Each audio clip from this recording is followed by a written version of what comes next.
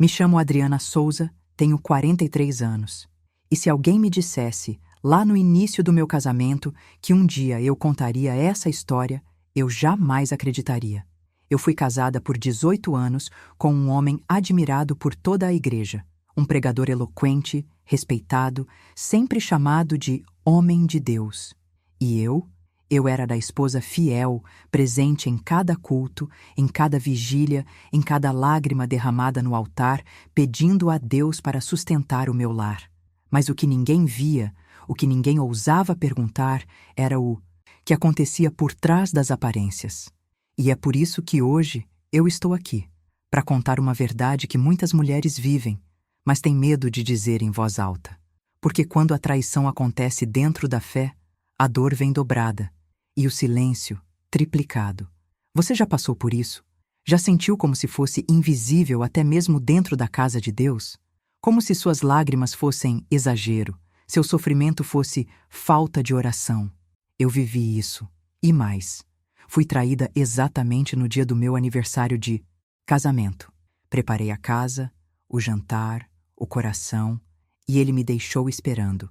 Quando voltou no dia seguinte, voltou com cheiro de outro perfume. Mas no domingo ele estava lá, de terno e Bíblia na mão, pregando sobre fidelidade. O que você vai descobrir nessa história pode te surpreender, ou pode finalmente dar nome àquilo que você mesma tem sentido, mas não teve coragem de admitir. Eu não estou aqui para acusar, nem para escandalizar. Estou aqui para libertar.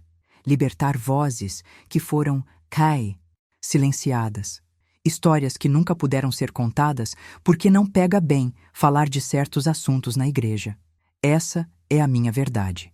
E se você está assistindo até aqui, talvez ela tenha algo a ver com a sua também. Mas antes de te contar o que aconteceu depois daquele culto, você precisa entender como tudo começou a desmoronar, mesmo quando por fora parecia tudo perfeito. Nos conhecemos num grupo de jovens da igreja, desses encontros onde todo mundo parece estar buscando a vontade de Deus, mas também observando quem é solteiro e tem chamado. Ele era um dos líderes, não o pastor principal, mas aquele tipo de homem que todo mundo escutava quando falava. Tinha presença, tinha um olhar firme, a Bíblia sempre na mão e uma voz que sabia conduzir tanto um louvor quanto uma oração de quebrantamento. Era respeitado, admirado, e quando ele começou a se aproximar de mim, confesso, me senti especial. Eu era mais reservada, daquelas moças que preferem ajudar nos bastidores. Sempre fui. Dedicada ao ministério infantil, gostava de cuidar das crianças durante os cultos, preparar as atividades com versículos. Ele me notou ali, quieta, quase invisível, e foi isso que me conquistou. Ele dizia que eu era diferente, que ele via em mim uma mulher de oração, de casa, e que estava orando por alguém assim. Eu acreditei, e por muito tempo fiz questão de continuar sendo exatamente essa mulher que ele idealizou. Começamos a namorar depois de muita conversa, oração, jejum, tudo dentro do que a igreja chamava de corte sagrada. Sem toques, sem beijos, sem segredos. Cada passo era vigiado, cada escolha supervisionada por um discipulador. Parecia tudo tão puro, tão certinho, que eu cheguei a pensar, é impossível isso dar errado. Até hoje me lembro da sensação que tive quando ele me pediu em casamento na frente de todo o grupo de jovens. Era como se todos os olhos brilhassem de orgulho, não só por mim, mas por ele. Afinal, o líder estava dando um exemplo. O casamento aconteceu num culto de celebração. A igreja cheia, minha família emocionada, o pastor impondo as mãos sobre nós. Prometemos amor eterno diante de Deus, diante dos homens e, principalmente, diante da comunidade de fé. E talvez aí esteja uma das raízes do que veio depois. Nosso casamento não era só nosso, era da igreja também. Era um símbolo, um modelo, um padrão a ser mantido. E como manter um padrão assim quando as coisas dentro de casa começam a se desconstruir? No primeiro ano, tudo era novidade. Nos Econs, mudamos para uma casa simples, mas aconchegante. Eu cuidava de cada detalhe com zelo. Das flores na mesa até o pano de prato com versículo bordado. Ele trabalhava na área de contabilidade, mas era envolvido em 3 ministérios da igreja. Líder do grupo de homens, pregador nas quartas-feiras e responsável pelos casais recém-casados. Isso mesmo, ele aconselhava casais. E eu? Eu ficava em casa preparando jantares e cuidando para que ele tivesse paz ao voltar. Achava que era assim que as coisas deveriam ser. Mas aos poucos, a rotina começou a se desequilibrar. Os horários dele ficavam cada vez mais imprevisíveis. Cultos extras, viagens missionárias de última hora, reuniões até tarde. Eu não desconfiava de nada. Eu defendia. Quando alguém da minha própria família dizia: "Você não acha que ele está exagerando nesse envolvimento todo?", eu respondia com firmeza: "Ele está fazendo a obra do Senhor." Mal sabia eu que, enquanto ele falava de fidelidade no púlpito, nos bastidores da nossa casa, a verdade oculta estava começando a se revelar. Lembro da primeira noite em que me senti estranha. Ele chegou tarde, alegando uma visita pastoral a um irmão que estava em crise no casamento. O cheiro de perfume no carro não era o meu. Eu reconhecia o meu perfume. A forma como ele evitava olhar nos meus olhos também era nova, mas eu não questionei. Não por medo, mas porque minha mentalidade naquela época era a de proteger, sustentar, edificar. Eu achava que minha missão era salvar o nosso lar, mesmo que sozinha. Com o tempo, comecei a me anular sem perceber. Evitava falar de assuntos mais profundos, engolia mágoas, fingia que não percebia os olhares dele para o celular. Ele vivia com a Bíblia numa mão e o telefone na outra. Tudo era urgente. Tudo era da igreja. Até quando estávamos no nosso momento a sós, ele dizia: "Só um minuto, amor, preciso responder o pastor." Era como se houvesse uma hierarquia invisível onde eu sempre ficava por último. A verdade é que o casamento começou a virar um palco. Por fora, sorrisos, fotos em retiros, abraços nas reuniões. Por dentro, eu sentia um vazio que nem a oração mais sincera parecia preencher. Eu questionava a Deus no meu íntimo: "Senhor, o que estou fazendo de errado?" A resposta não vinha. Ou talvez eu não estivesse pronta para ouvir, porque no fundo, admitir que algo estava errado com ele significava aceitar que algo também estava errado com o que me ensinaram a vida inteira. Havia uma cobrança invisível para que eu fosse a mulher sábia, a auxiliadora ideal, a intercessora constante. Era como se o fracasso do casamento fosse automaticamente culpa da esposa. Afinal, quem edifica a casa é a mulher, não é o que dizem? Então eu segui tentando me tornar mais bonita, mais dócil, mais espiritual. Passei a acordar mais cedo para preparar o café, deixava bilhetes com versículos, organizava surpresas para reacender algo que eu já nem sabia se existia. Mas nada parecia suficiente. Cada esforço meu era recebido com frieza ou indiferença. Ele sorria na igreja, mas dentro de casa mal me olhava nos olhos. E se eu questionava algo, ele virava o jogo. Você está criando tempestade em copo d'água. A manipulação era sutil, mas constante. Comecei a me perguntar se eu estava exagerando, se era insegurança minha, se eu precisava orar mais. E assim, mergulhei numa espiral silenciosa de culpa. Me tornei especialista em disfarçar. Disfarçava o choro antes do culto, o cansaço durante os eventos, a tristeza no sorriso. A verdade é que ninguém imaginava o que se passava entre aquelas 4 paredes. E talvez essa seja a parte mais dolorosa: manter a aparência de um casamento abençoado, enquanto por dentro tudo desmoronava. Até que uma noite, enquanto eu preparava os detalhes do nosso aniversário de casamento, senti uma angústia diferente. Não era apenas tristeza, era uma certeza. Algo me dizia que aquele dia não terminaria como os outros. Eu tinha feito tudo com carinho. Jantinha simples, mesa posta, luzes baixas, a sobremesa que ele mais gostava. Mandei mensagem dizendo que estava esperando. Ele respondeu: "Tô numa visita, depois passo aí." Eu esperei. 1 hora, 2, 3. Liguei. Não atendeu. Não mandou mais mensagens. À meia-noite, ainda sozinha na sala, eu senti o chão sair dos meus pés. Foi ali que percebi. Eu estava casada, mas vivia sozinha há muito tempo. Ele chegou no dia seguinte, já com o discurso pronto. Disse que caiu o sinal, que estava em um lugar afastado, que foi consolar uma irmã da igreja que estava com depressão. E a cada palavra eu sentia mais raiva de mim do que dele, porque eu sabia que era mentira.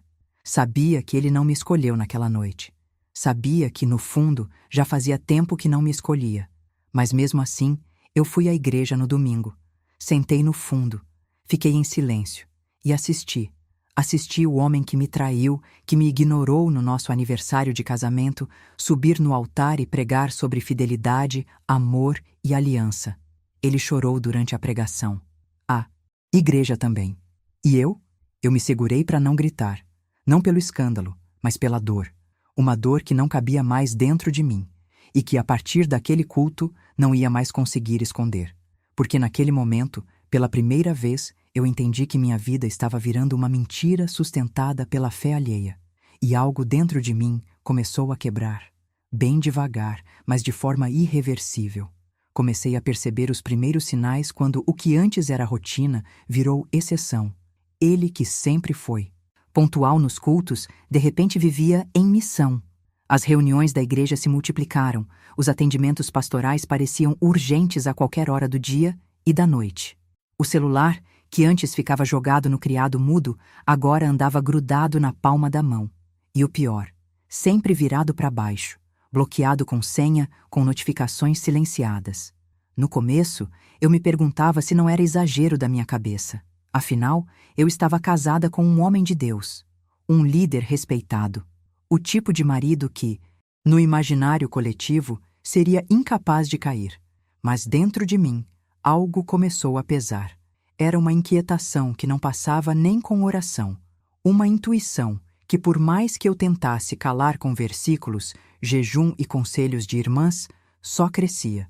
Ele passou a evitar os momentos simples. Jantares se tornaram raros. As conversas, superficiais. Tocar em assuntos mais profundos era sempre um risco, porque qualquer pergunta minha era rebatida com frieza ou deboche. Eu dizia, você anda diferente.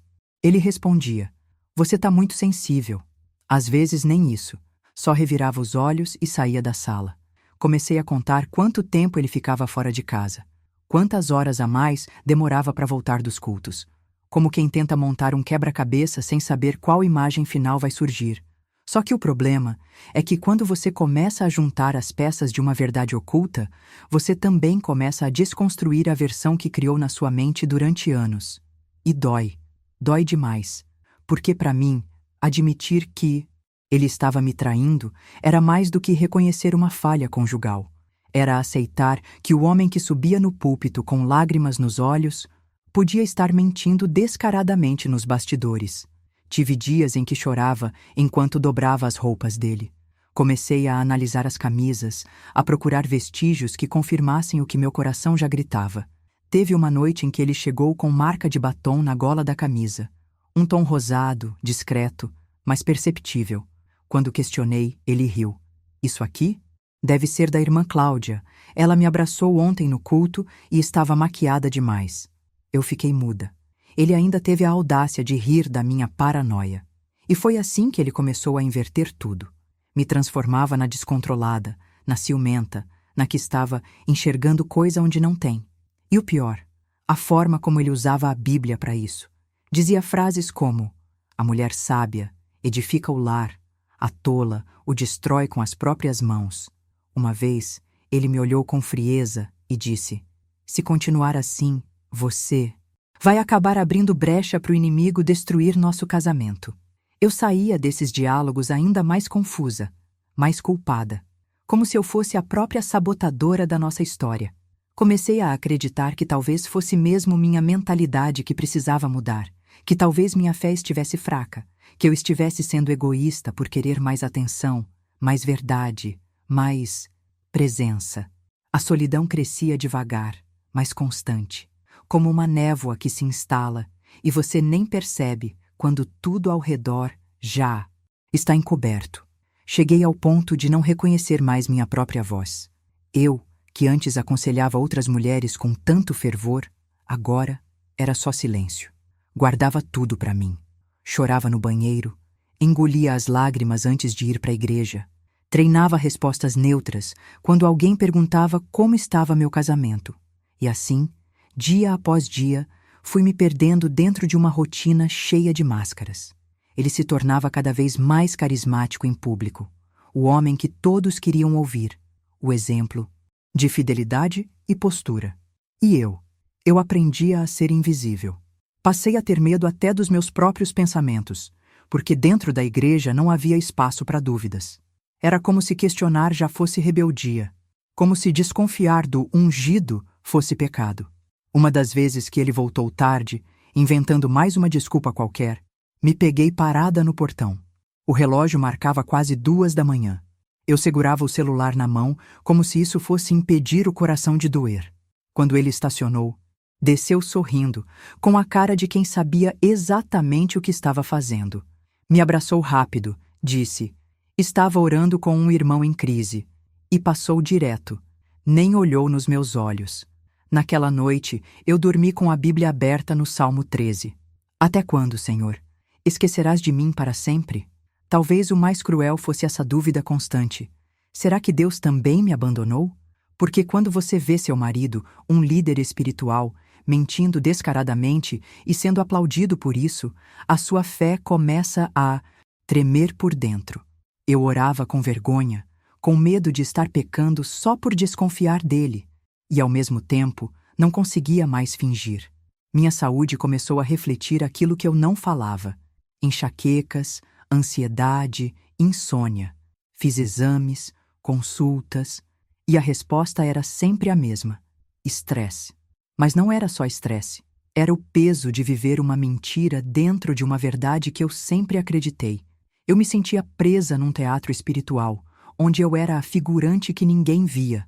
Ele continuava a pregar com autoridade, mas quando chegava em casa, me tratava como se eu fosse apenas uma obrigação. Não havia mais carinho, nem toque. Só aquele clima frio e cínico que sufoca.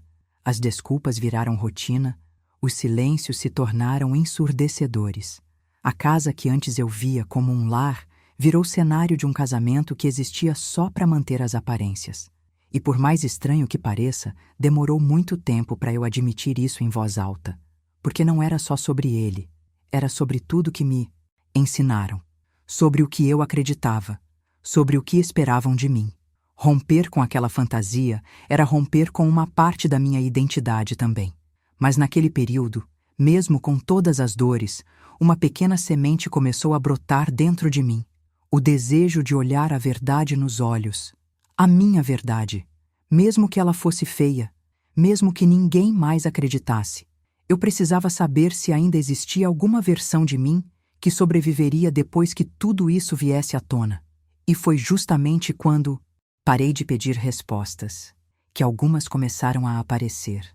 Sinais mais claros, conversas ouvidas por acaso, olhares suspeitos que antes eu ignorava.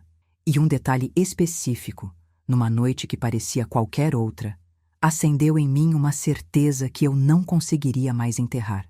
Foi aí que algo mudou. Não nele, em mim. Era o nosso 18º aniversário de casamento. 18 anos. Não eram meses, não eram promessas de namoro ou planos futuros. Eram 18 anos de vida construída, de orações, feitas lado a lado, de tantas renúncias minhas que já nem dava para contar. Eu passei o dia inteiro preparando a casa. Comprei aquelas velas de mesa que ele gostava, separei nosso louvor preferido em uma playlist, tirei do armário a toalha bordada com nossos nomes, presente da minha mãe quando nos casamos. Fiz um jantar com tudo que ele sempre elogiava: arroz com alho e alecrim, frango assado bem temperado, salada fresca com manga picada do nosso quintal. Era para ser um marco, uma forma de reacender o que estava quase apagado. Eu ainda acreditava, ou tentava acreditar, que talvez o problema fosse só a rotina, o excesso de ministério, o cansaço, que tudo poderia voltar a ser como no começo se eu mostrasse que ainda me importava, que eu estava ali, que não desisti. Era a minha tentativa final de construir uma ponte sobre o abismo que ele vinha cavando em silêncio. Pouco antes das 7 da noite, mandei uma mensagem simples: "Te esperando com amor. Feliz 18 anos." Ele visualizou. Respondeu: Vou passar numa visita pastoral rápida e já vou. Na hora, tentei engolir aquela ponta de frustração. Afinal, era normal, não é? Homens de Deus vivem a serviço. Ele sempre dizia isso, que a prioridade era o reino, que às vezes a vida pessoal precisava esperar. E eu, como sempre, aceitei. Abaixei a cabeça e continuei arrumando tudo. Coloquei a mesa como se ele fosse chegar a qualquer instante. O tempo foi passando. O arroz esfriou. As velas derreteram sem nem serem notadas. A playlist tocava no fundo, enquanto eu encarava o celular como se ele pudesse me dar alguma resposta. O relógio marcava 9 da noite. Depois 10. Meia-noite. Nenhuma notícia. Nenhuma explicação. Só silêncio. Um silêncio tão cruel que eu ouvia meu próprio coração batendo alto demais. Fiquei na sala, em pé, sentada, depois deitada no sofá, com a Bíblia sobre o peito. Tentei orar, mas não consegui. Tentei dormir, mas não consegui. Era como se o mundo tivesse parado dentro daquela casa, enquanto do lado de fora, alguma outra realidade, uma verdade oculta, estivesse acontecendo e eu não tinha acesso. Às 3 da manhã, eu ainda estava acordada. Andava pela casa com as luzes apagadas, tateando as paredes como se procurasse por alguma resposta grudada nelas. No espelho do banheiro, enxerguei uma versão de mim que eu não reconhecia mais. Olhos vermelhos, rosto abatido, cabelo desgrenhado, mas principalmente um olhar vazio, porque naquele instante eu não sabia mais quem eu era dentro daquele casamento. Ele só chegou no dia seguinte, quase 11 horas da manhã. Entrou como quem volta de um plantão, cansado e indiferente. Nem perguntou por mim. Largou a chave na mesa, pegou um copo d'água e foi direto para o quarto. Eu permaneci na cozinha, sentindo o cheiro forte de perfume feminino que se espalhou no ar. Não era um cheiro qualquer. Era doce, invasivo, provocante. Um perfume que eu não usava, que nunca usei, que nunca esteve naquela casa. Fui atrás dele. Abri a porta do quarto devagar. Ele estava tirando a camisa, agindo como se nada tivesse acontecido. A frieza dele me atravessava. E foi ali, entre uma respiração contida e o silêncio sepulcral daquele ambiente, que eu perguntei: onde você estava? Ele nem hesitou. Visitando um irmão em crise no casamento. A ironia daquela resposta me fez tremer por dentro. Olhei para ele, esperando algum sinal de arrependimento, de empatia, de noção. Mas não havia nada. Nem constrangimento, nem desculpas, nem pressa em se explicar. Era como se eu fosse a exagerada por esperar algo diferente. Ele me olhou de volta e disse apenas: você está fazendo tempestade de novo. De novo. Como se tudo aquilo fosse habitual. Como se ignorar o aniversário de casamento fosse um detalhe. Como se o perfume alheio fosse fruto da minha imaginação. Aquela foi a primeira vez que eu não chorei. Não naquele momento. A dor foi tão aguda, tão profunda, que meu corpo travou. A mente congelou. Era como se finalmente Deus tivesse tirado o véu dos meus olhos. Eu senti, com todas as forças. Aquela era a resposta. Não veio numa profecia, não veio numa revelação em sonho. Veio no vazio, no silêncio, no abandono. E quando a gente sente esse tipo de dor, não dá para explicar, porque não é só a traição física, é o que ela simboliza. É tudo que quebra junto com ela. Minha confiança, minha fé naquele homem, minha imagem de família, até minha identidade como mulher de Deus parecia ter levado um golpe. Eu me questionei. Como pode alguém que fala em nome do Senhor agir com tamanha frieza nos bastidores? Como pode alguém liderar casais, pregar sobre fidelidade e ignorar o próprio lar dessa forma? A verdade é que, naquela manhã, não foi apenas meu coração que se partiu, foi meu entendimento que se abriu. Deus não precisou dizer nada em voz audível. Ele apenas me mostrou. Mostrou no tempo, no cheiro, nas atitudes. Mostrou no contraste entre o que eu preparei com amor e o que ele devolveu com desprezo. Foi ali, naquela cozinha ainda arrumada, que eu entendi. Eu estava casada com um personagem. E pior, por anos, eu também fui uma personagem. A esposa exemplar. A mulher de fé, que tudo suporta. Aquela que sorri nas fotos, que acompanha o marido nos cultos, que segura a mão dele no altar enquanto por dentro ela está se desmanchando. Uma mulher que engolia suas lágrimas para preservar o que já nem existia. Naquela tarde, sozinha, entre pratos frios e flores murchas, eu sentei no chão da sala e respirei fundo. Foi quando o choro veio. Não um choro de raiva, nem de súplica. Foi um choro de libertação. A dor ainda estava ali, intensa, latejando como uma ferida recém-aberta. Mas junto com ela, veio também uma nova presença. Algo diferente. Como se pela primeira vez em anos eu estivesse me olhando com verdade. Foi ali que comecei a lembrar de todas as vezes em que abafei minha intuição. De todas as vezes em que me calei para não parecer rebelde. De cada situação em que fui colocada como exagerada, louca, carente. Quando, na verdade, eu só queria ser vista. Não por elogio, não por status, mas por amor, por verdade. E é isso que mais machuca, quando alguém diz que te ama com a boca, mas te destrói com os atos. Quando alguém prega sobre transformação, mas se recusa a mudar. Quando alguém exige oração, mas planta mentiras. Naquele dia, eu entendi que seguir calada seria me trair também. Que fingir por mais tempo seria mais doloroso do que enfrentar a tempestade da revelação. E que, às vezes, o maior ato de fé que uma mulher pode ter é se levantar no meio do caos e dizer: eu vi, Deus me mostrou, e eu não vou mais fechar os olhos. A partir daquele momento, minha mente começou a se mover de um jeito diferente. Comecei a observar tudo com outros olhos. As palavras dele, os horários, as desculpas, a forma como ele agia na igreja, os sorrisos, as orações em público. Tudo começou a ter um outro peso, uma nova leitura. Era como assistir a um teatro com o roteiro invertido. E eu, enfim, havia saído do papel de figurante. A sensação era de estar descobrindo um labirinto que sempre existiu ao meu redor, mas que eu só agora percebia. Não era só sobre aquela noite, aquele perfume, aquele aniversário esquecido. Era sobre anos de omissão, de manipulação, de silêncio usado como controle. Era sobre uma verdade oculta que eu me recusei a enxergar por medo do impacto que ela causaria. Mas uma vez que a verdade se revela, é impossível voltar atrás. Ela te marca, te move, te faz escolher. E naquela hora, entre as lágrimas e o chão frio da sala, eu percebi que a decisão que eu tomaria a partir dali mudaria tudo. Não só meu casamento, mas meu lugar no mundo, meu propósito, minha forma de viver a fé.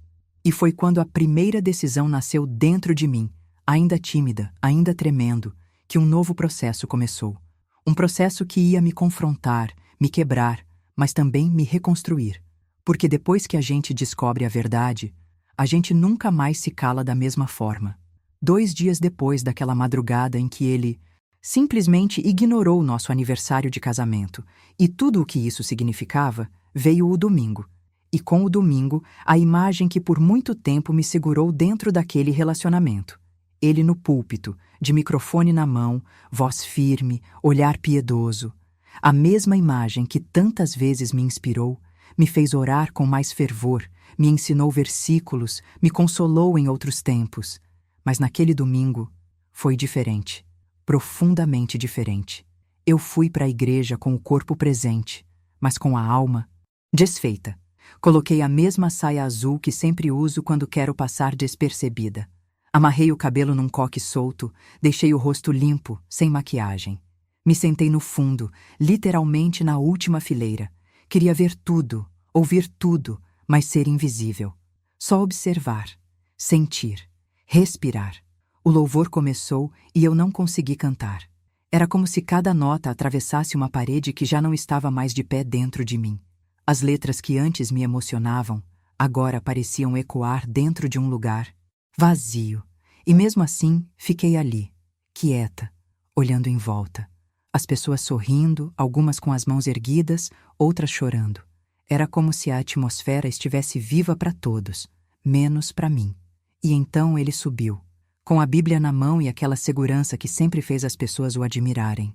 Começou com uma oração firme, daquelas que impressionam até quem só veio acompanhar alguém, e depois anunciou o tema: fidelidade no lar, um princípio inegociável. Na hora, eu perdi o ar. Foi como um soco no estômago. Me encostei no banco da frente com força, tentando não tremer por fora, enquanto por dentro eu desmoronava. Aquilo era um tapa, não na cara, na alma, um escárnio da minha dor, uma zombaria disfarçada de doutrina. E ele falava com tanto entusiasmo, com tanta convicção, dizia frases como: um homem de Deus honra a sua casa. A fidelidade começa no coração. Se você não é fiel no seu casamento, você não é fiel em mais nada. Deus vai cobrar dos líderes o exemplo dentro do lar. Asquer. Pessoas murmuravam: glória a Deus, é verdade, fala, Senhor. Alguns diziam: como ele é ungido, que palavra forte. E eu, ali no fundo, sentindo como se cada uma dessas palavras fosse um prego sendo martelado no meu peito. Porque ele sabia o que tinha feito, sabia o que eu tinha sentido, sabia que não havia sequer um pedido de desculpa, uma conversa sincera, um olhar de arrependimento. Sabia que naquele domingo, a mulher que ele havia deixado chorando em casa, com a mesa posta e o coração despedaçado, estava ali, sentada, ouvindo, e mesmo assim, ele pregava com fervor, com lágrimas nos olhos, com a autoridade de quem não tem vergonha, como se não houvesse verdade oculta alguma nos bastidores da sua vida, como se o Espírito Santo habitasse cada frase, enquanto ele esvaziava a fé de quem sabia da verdade por trás do discurso. Naquele instante, eu entendi algo que mudou completamente minha mentalidade. Há pessoas que se escondem atrás da fé não para se curar, mas para se blindar, que usam a unção como uma capa, que manipulam as emoções dos outros com uma facilidade assustadora, que fazem do altar o seu palco e da Bíblia o seu roteiro pessoal. E o mais cruel é que funciona. Funciona porque ele sabia exatamente o que dizer, sabia como emocionar, como mexer com a culpa dos homens, como exaltar as virtudes das mulheres, tudo muito bem estruturado, tudo cuidadosamente ensaiado. Era um teatro, e ele era o ator principal. Eu observava os irmãos que o admiravam, e por um momento me senti pequena, não pela dor em si, mas pela impotência, como se eu tivesse gritando por dentro, mas ninguém pudesse ouvir, como se a verdade estivesse enterrada sob um tapete pesado de reputação. E mexer nesse tapete significava colocar minha sanidade em julgamento. Você já sentiu isso? Estar dentro de um ambiente onde todos celebram alguém que te machucou profundamente? Onde todo mundo aplaude enquanto você segura os cacos de um lar que só existe no discurso?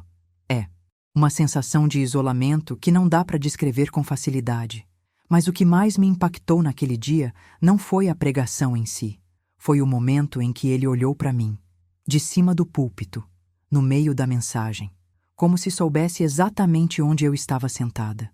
O olhar durou poucos segundos, mas foi como uma sentença silenciosa, um aviso, uma provocação, como quem diz: eu continuo aqui, intocável, e você vai continuar calada? Esse olhar queimou mais do que qualquer palavra dita naquele culto. Foi ali que eu tive certeza. Ele não pregava apesar da culpa. Ele pregava sobre fidelidade com plena consciência do que tinha feito.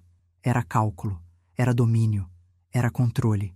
E naquele olhar, eu vi um homem que não tinha medo, não de Deus, não das consequências, não da verdade, porque ele confiava tanto no personagem que criou que já não se via fora dele. Eu saí da igreja antes do culto terminar. Não queria cumprimentos, nem abraços, nem ouvir de ninguém que a palavra foi impactante. Fui, andando a pé, até em casa. Uns 20 minutos de caminhada, com os olhos marejados e o coração pulsando dentro do peito como um tambor. Eu pensava: como chegamos aqui? Como eu me permiti ser silenciada por tanto tempo? Porque o silêncio também vicia. A gente aprende a se calar como mecanismo de defesa. Aprende a engolir as dores para manter as aparências. Aprende a sorrir nas fotos de casal enquanto o mundo real está desmoronando nos bastidores. E o problema é que quanto mais tempo a gente finge, mais difícil é romper. Mas naquele domingo, Algo em mim rompeu. Eu já não conseguia mais sustentar aquela versão da minha vida. Já não dava para segurar a personagem. Não dava para continuar fingindo que a pregação dele não era uma afronta à minha existência. Eu não era mais a mesma mulher que suportava tudo calada. Havia algo novo nascendo em mim.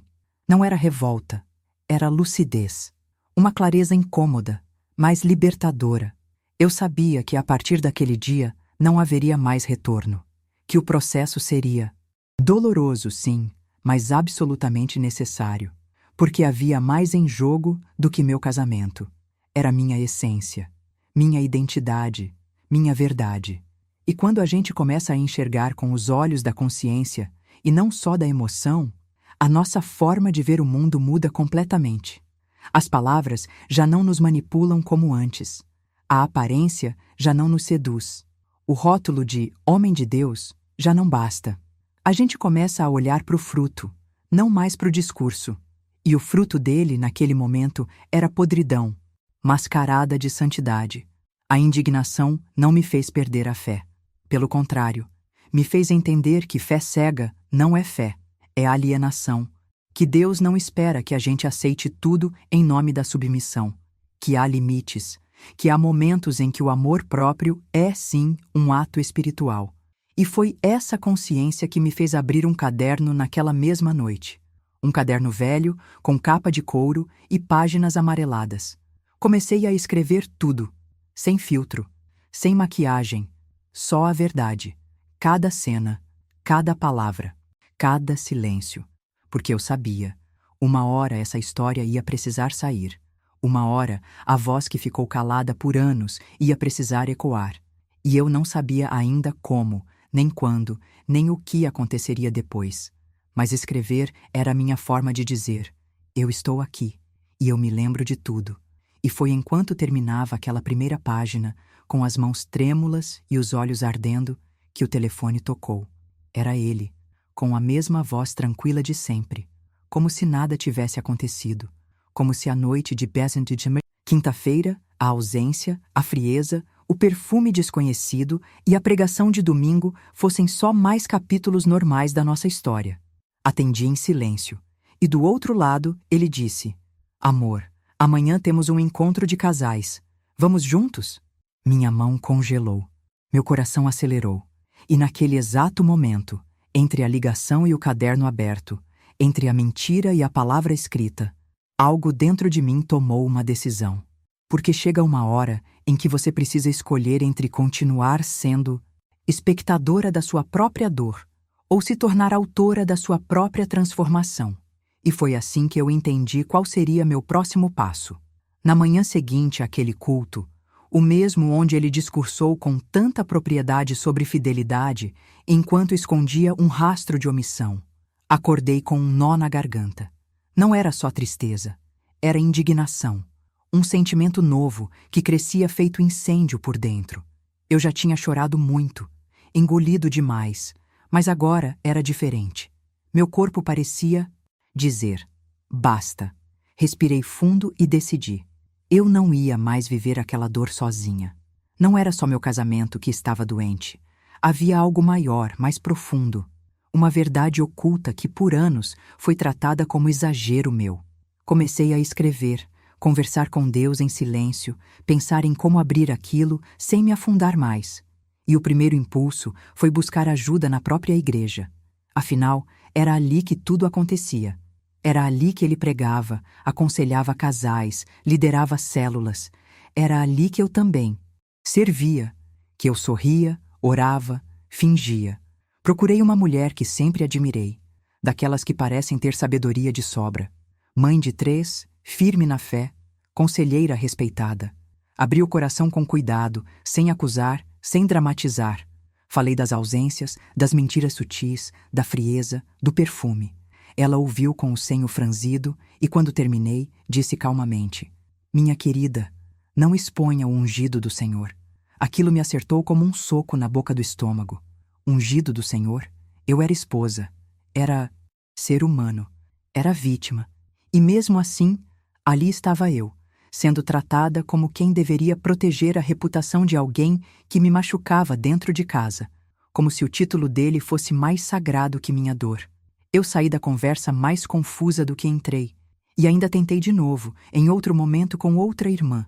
Falei com mais firmeza, com mais coragem, tentando nomear o que estava me sufocando. E ouvi: se ele pecou, é com Deus. Seu papel é orar e ficar na brecha. A brecha. A maldita brecha. Aquela fenda imaginária onde a mulher precisa se enfiar, calada, intercedendo por um marido que não se responsabiliza nem pela própria casa. Comecei a perceber um padrão. Toda vez que eu falava, a resposta não era acolhimento, era correção espiritual. Como se eu fosse a fraca, a rebelde, a mulher que não suportava as provações como deveria.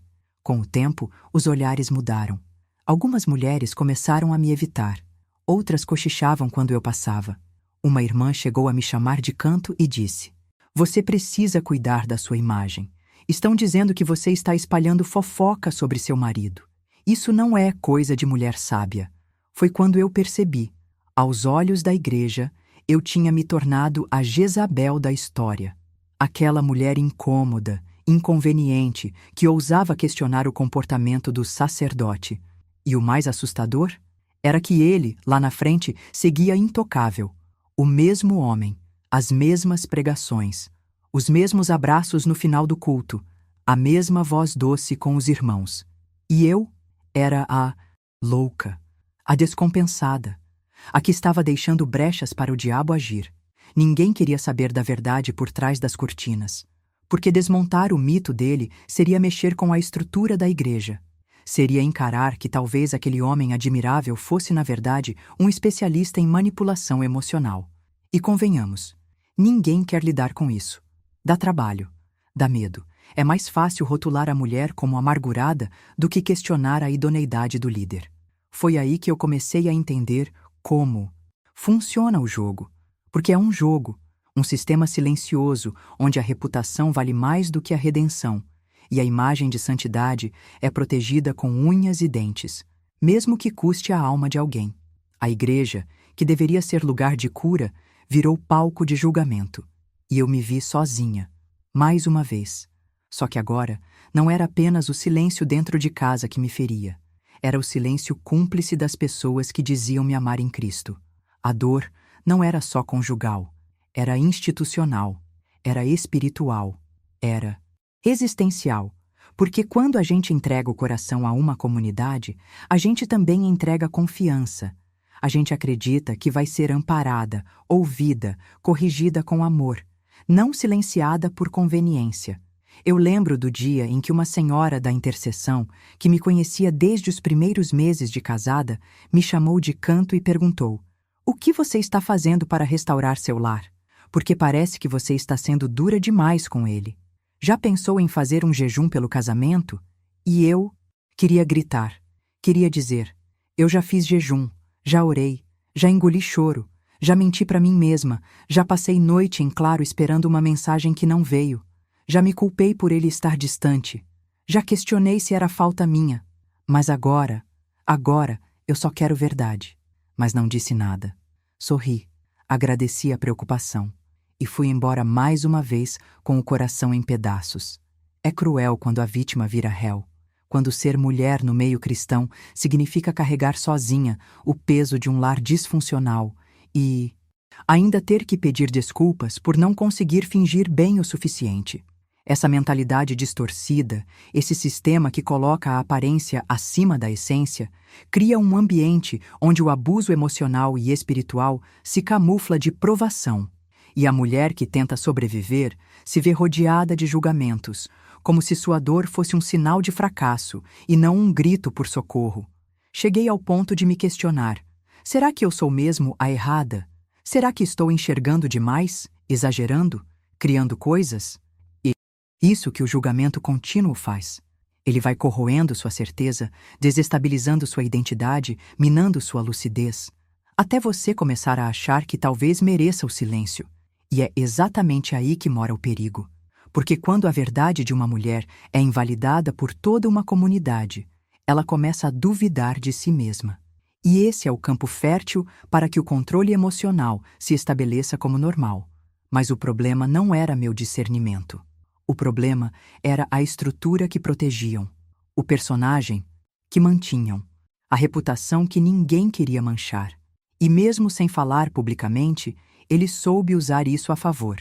Bastava um discurso sutil sobre perseverança no casamento ou uma ilustração de como sua esposa é uma mulher de fé.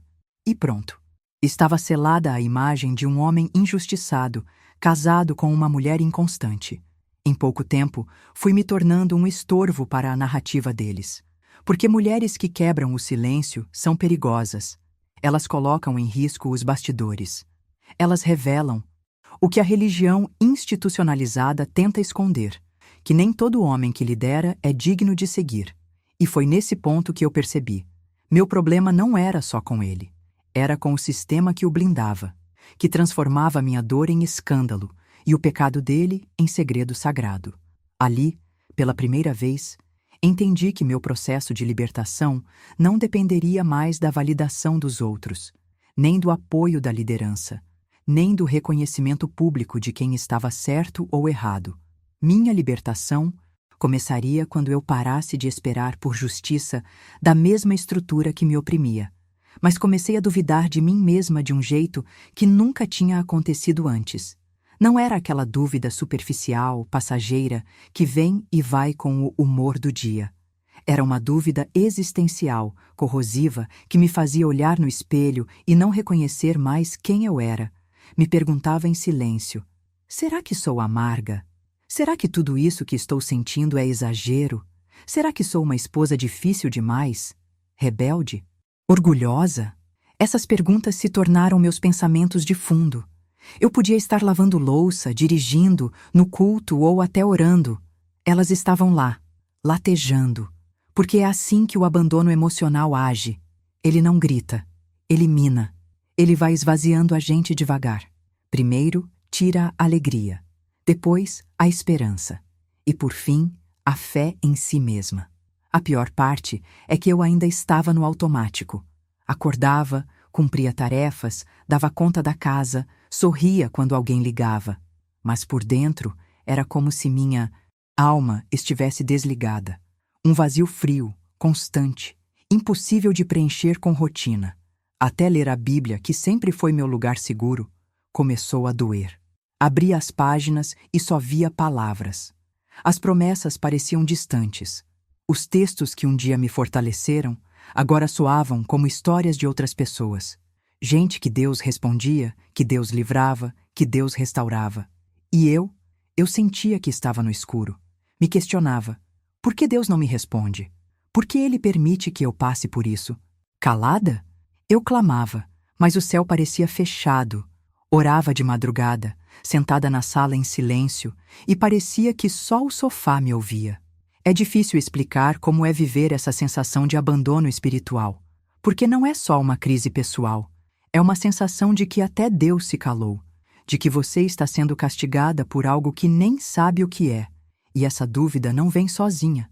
Ela traz culpa, traz medo, traz aquele pensamento sutil de que talvez você mereça o silêncio.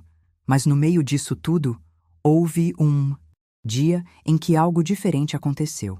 Não foi uma visão, nem uma palavra profética, nem um versículo específico. Foi só uma presença.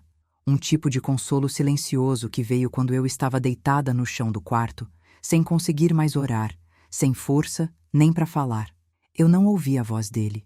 Não vi nada sobrenatural, mas algo em mim foi abraçado. Uma espécie de alívio, um descanso profundo que me fez apenas chorar. Mas era um choro diferente dos outros. Não de desespero, de entrega, de rendição. Naquele momento entendi que Deus não estava ausente. Ele só não se revelava do jeito que eu esperava, porque tem dores que não se curam com palavras, se curam com presença. E tem momentos em que a fé não grita, ela sussurra. É difícil explicar esse tipo de encontro para quem nunca viveu um luto emocional em silêncio. Mas quem já passou por um abandono invisível, desses que ninguém reconhece, mas que dilacera por dentro, entende o que é ser abraçada por Deus no meio do nada. A partir dali, algo começou a mudar em mim. Não uma transformação instantânea, cinematográfica. Foi um processo. lento, mas consistente. Uma reconfiguração interna, como se Deus estivesse me reconstruindo por dentro, peça por peça. Comecei a perceber que, às vezes, o silêncio dele não é rejeição, é tratamento. Ele não estava ignorando minha dor. Ele estava me arrancando de um ciclo, me ensinando a me ouvir de novo, a me olhar com outros olhos, a me permitir sentir raiva, tristeza, exaustão, sem culpa espiritual. Isso foi o mais libertador. Descobrir que Deus não me exigia perfeição emocional. Ele não esperava que eu reagisse com fé inabalável a tudo. Ele sabia que eu estava cansada. Ele sabia que minhas lágrimas não eram reclamação, eram oração. E quanto mais eu entendia isso, mais minha mentalidade ia se expandindo. Comecei a ver que aquele relacionamento não estava me matando só como esposa, estava me matando como mulher. Eu já não sonhava, já não planejava, já não me via fora daquele enredo. E perceber isso foi como acender uma lanterna em meio à escuridão, porque há um impacto profundo quando a gente percebe que está vivendo em modo de sobrevivência e não de plenitude. A gente se acostuma a não ser ouvida, a ser ignorada, a normalizar migalhas emocionais. E isso, com o tempo, vira o nosso padrão de afeto. Mas Deus, no silêncio dele, me mostrou que o que eu estava chamando de resiliência era, na verdade, um tipo de anestesia emocional, que não era pecado reconhecer o abuso disfarçado de religiosidade, que não era rebeldia dar nome à dor. E eu comecei a escrever mais, não só no caderno antigo, mas em bilhetes para mim mesma, frases como: você não é exagerada, você não é louca, você não é ingrata, você está acordando. Acordar foi doloroso, sim, porque tudo ao redor continuava igual. Ele seguia no púlpito, os irmãos seguiam elogiando, a igreja seguia em movimento. Mas eu já não era a mesma. E o curioso é que quando a mudança começa por dentro, o externo inevitavelmente começa a incomodar. As mesmas frases que antes me feriam, agora me causavam indignação. As mesmas atitudes que antes eu aceitava calada, agora me pareciam absurdas. Essa transição não foi fácil, porque envolve perdas, envolve confronto com tudo que você acreditava ser correto, mas também envolve libertação, envolve abrir mão da versão controlada de si mesma para conhecer a versão real, aquela que estava sufocada, mas viva. E foi nesse ponto da minha jornada que uma nova pergunta começou a surgir, quase como um sussurro dentro de mim. Uma pergunta que parecia simples, mas que carregava uma revolução inteira. E se eu pudesse recomeçar do zero? Foi um processo. Nada daquilo aconteceu da noite para o dia. A decisão de me separar não veio num impulso de raiva ou revolta.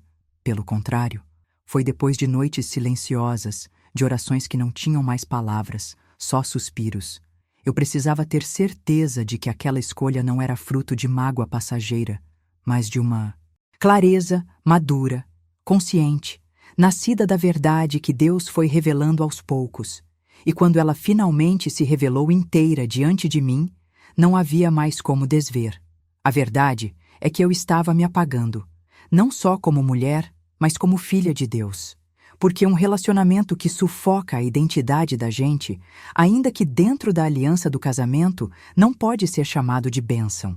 E isso é difícil de aceitar quando a vida inteira nos ensinaram que casamento é cruz e ponto, que a gente tem que aguentar, que Deus odeia o divórcio. Sim, Ele odeia, mas Ele também ama a justiça. E eu aprendi, da forma mais dolorosa possível, que Ele nunca quis que eu morresse emocional e espiritualmente para sustentar um teatro sagrado. Foi depois de mais uma situação humilhante, dessas que só quem vive sabe o que é, que eu dobrei os joelhos no quarto e falei com Deus de um jeito que nunca tinha falado antes. Eu não pedi mais para restaurar. Eu não pedi para Ele mudar.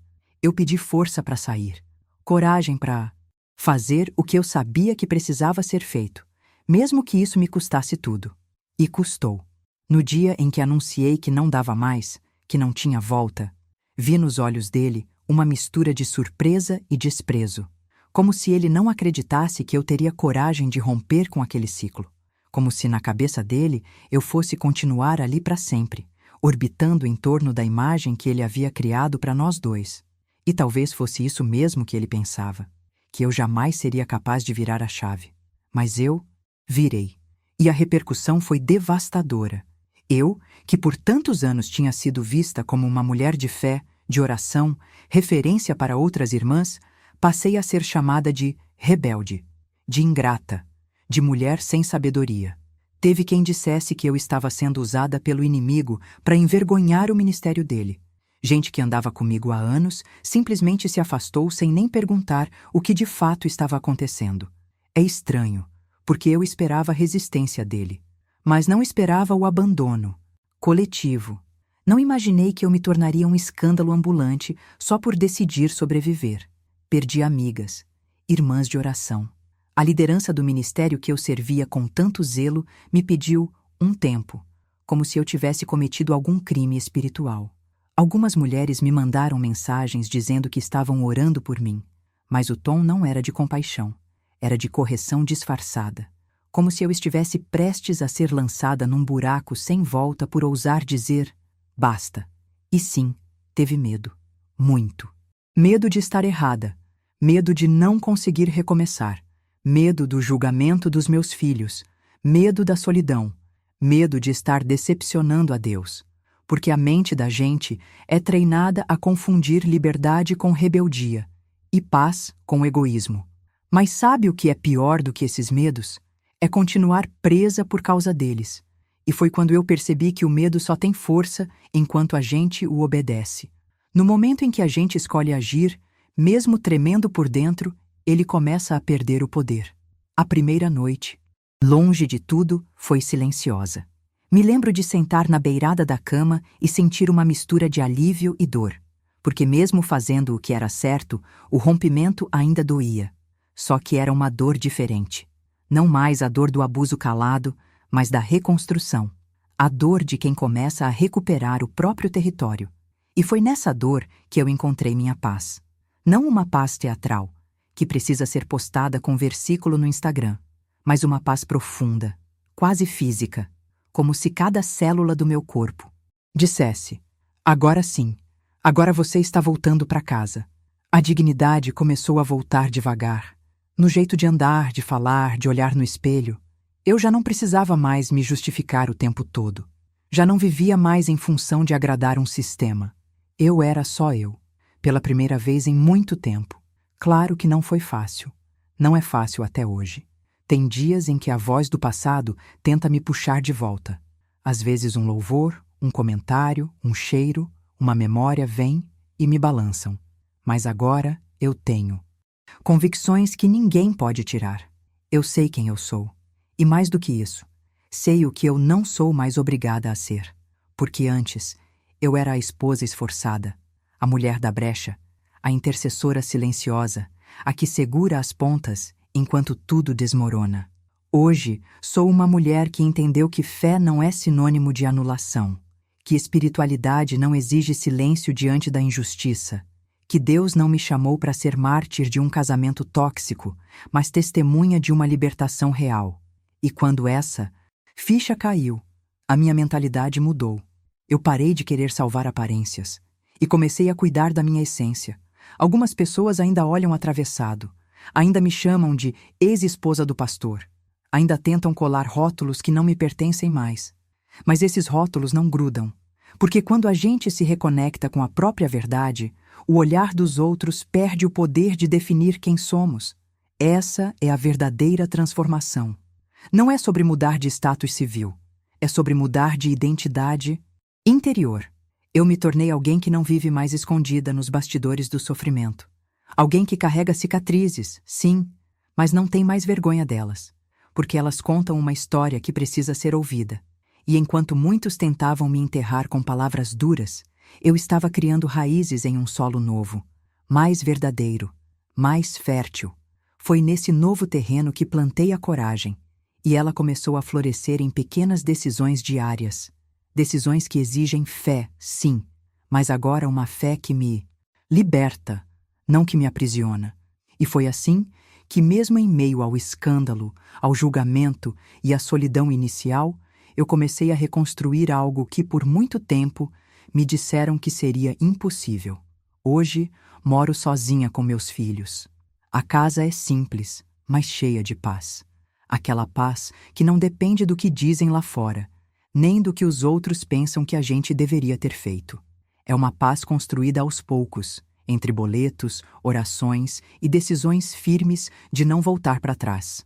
Ainda lavo a louça, como antes, ainda coloco roupa no varal, ainda tenho dias difíceis, mas a diferença é que agora eu existo de verdade nesses momentos. Eu não sou mais um fantasma dentro da própria rotina.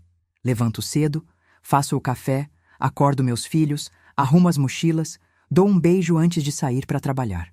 O tempo é contado, os compromissos são muitos, mas no meio disso tudo há algo novo. Presença. Eu estou inteira onde estou.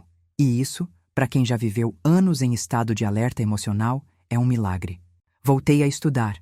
Um curso simples, técnico, que sempre tive vontade de fazer e sempre deixei para depois. Porque antes, meu tempo era todo absorvido pelo esforço de manter tudo em pé, mesmo que esse tudo estivesse ruindo por dentro. Agora, não.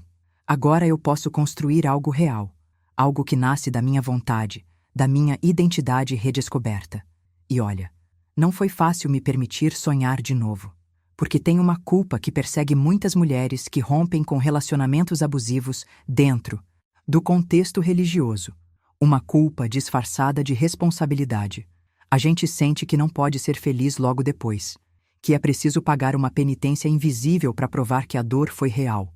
Mas eu entendi que isso é mais uma prisão emocional, que recomeçar não é desrespeitar o passado, é honrar a vida, a minha vida. Hoje eu sirvo a Deus em outro ministério, um lugar mais silencioso, mais simples, mais verdadeiro. Ninguém me chama de pastora, ninguém me coloca em pedestal, e eu agradeço por isso, porque ali eu posso ser só uma mulher com história, uma mulher com marcas, com verdades, com profundidades que não cabem mais em discursos rasos. As pessoas perguntam, mas você ainda crê como antes? E eu respondo, não, eu creio mais. Porque agora minha fé não depende de performances. Não precisa de reconhecimento. Minha fé é como raiz de árvore, invisível, profunda e resistente. Eu aprendi que Deus não está apenas nas pregações emocionadas ou nos cultos lotados. Ele está também nos bastidores da reconstrução, nos silêncios, nos dias em que a única coisa que a gente consegue fazer é continuar. E sim, tenho cicatrizes. Muitas. Cicatrizes que não apagam a dor que passei, mas que contam uma história que ninguém pode roubar. Uma história de superação, de transformação, de mentalidade curada. Porque antes eu vivia para corresponder. Hoje eu vivo para existir. E essa transição tem um impacto profundo, porque ela toca áreas da nossa alma que estavam dormentes há anos. Eu não tinha noção do quanto me calei, do quanto fui silenciada por medo de decepcionar, por medo de parecer menos espiritual, de parecer fraca. Mas a verdade oculta por trás de muitas mulheres de oração é essa. A gente ora tanto pelos outros que esquece de orar por si mesma. A minha cura começou quando comecei a pedir a Deus, Senhor, me mostra quem eu sou fora disso tudo. E Ele mostrou, não com holofotes, não com aplausos, mas com constância, com aquela firmeza doce que só o Espírito Santo tem. Ele começou a arrancar as máscaras que eu mesma nem sabia que usava, e me revelou uma mulher que não era vítima, mas sobrevivente. Isso mudou minha forma de educar meus filhos também. Antes, eu fazia de tudo para que eles vissem o pai como uma referência, mesmo que doída. Hoje, eu ensino outra coisa, que verdade e amor caminham juntos, que não se justifica o errado com o nome de Deus, que ser forte não é suportar abuso, é saber sair quando for preciso. É claro que não é todo mundo que entende. Ainda, tem gente que cruza a rua, que evita olhar nos meus olhos, como se eu tivesse manchado algum padrão sagrado. Mas eu não estou mais aqui para corresponder a padrões. Estou aqui para viver minha verdade. E isso tem valor eterno. Já me perguntaram se eu voltaria atrás se pudesse, se faria tudo de novo. E com dor no peito e paz na alma, eu digo, faria. Porque foi nesse caminho duro que eu me encontrei. Foi enfrentando o julgamento, o abandono e o silêncio que eu finalmente ouvi a minha voz. E é curioso como o tempo cura de maneiras inesperadas. Hoje, ao olhar fotos antigas, não sinto mais aquela mistura de raiva e tristeza. Sinto compaixão pela mulher que eu fui, pela mulher que tentou de tudo, que se calou por amor, que se dobrou por fé, que aguentou além do que devia. Não me culpo mais por ter acreditado. A esperança não foi um erro, foi a prova do quanto eu sou capaz de amar. E hoje, esse amor se redirecionou para mim, para meus filhos, para o Deus que nunca me abandonou, mesmo quando parecia ausente. Tem dias em que ainda me pego chorando do nada, mas não é mais por dor, é por gratidão, por perceber o quanto fui sustentada mesmo quando não via, o quanto Ele me carregou nos bastidores da minha queda. E o mais lindo é que mesmo com tudo isso, eu ainda acredito no amor. Só que agora com olhos diferentes, com critérios, com maturidade emocional, com discernimento espiritual. Eu não tenho pressa, não tenho agenda para preencher carências, porque aprendi que carência não se cura com pessoas, se cura com presença, com a presença de Deus, com a presença de si mesma. E é essa presença que tem me reconstruído. Um dia de cada vez, uma oração por vez, uma decisão de não voltar por vez, porque reconstruir não é só erguer uma nova casa, é desmontar os escombros internos, é identificar o que veio da fé genuína e o que foi imposição religiosa, é separar o que é de Deus do que é só controle disfarçado de direção espiritual. E nesse processo, eu descobri que minha história não é sobre fracasso, é sobre renascimento, não é sobre perda, é sobre libertação, porque há um poder invisível em se permitir ser quem Deus te chamou para ser, sem precisar agradar quem nunca te enxergou de verdade. Essa verdade tem me guiado todos os dias, no olhar que dou para os meus filhos, na forma como me visto, na maneira como me coloco diante da vida. Já não me escondo, já não me diminuo, já não me encolho para caber no espaço de ninguém. E isso tem transformado tudo ao meu redor. Minha forma de amar, de servir, de planejar, de esperar. Porque reconstruir também é aprender a esperar o novo. Não com ansiedade, mas com fé confiante. Não com pressa, mas com preparo. E o mais curioso disso tudo é que, se você chegou até aqui, quero te agradecer por estar comigo nessa história tão real e cheia de emoções. Se esse relato tocou algo aí dentro, talvez faça sentido a gente continuar caminhando junto. Então, se quiser, se inscreve no canal. Aqui a gente compartilha histórias e aprendizados que realmente ajudam a gente a crescer, se fortalecer e se entender melhor. E me conta aqui nos comentários. Escreve, tô com você até o fim, se essa mensagem falou direto ao seu coração. Saber que estamos conectadas faz toda a diferença. Ah, e se quiser, deixa um like nesse vídeo. É uma forma simples de reconhecer que esse papo teve valor para você, que a gente se encontrou de verdade nessa jornada. Tem um vídeo aqui do lado com relato de outra mulher, clica e assista, quem sabe. Pode fazer sentido para você ou para alguém que você conhece. Que Deus te abençoe.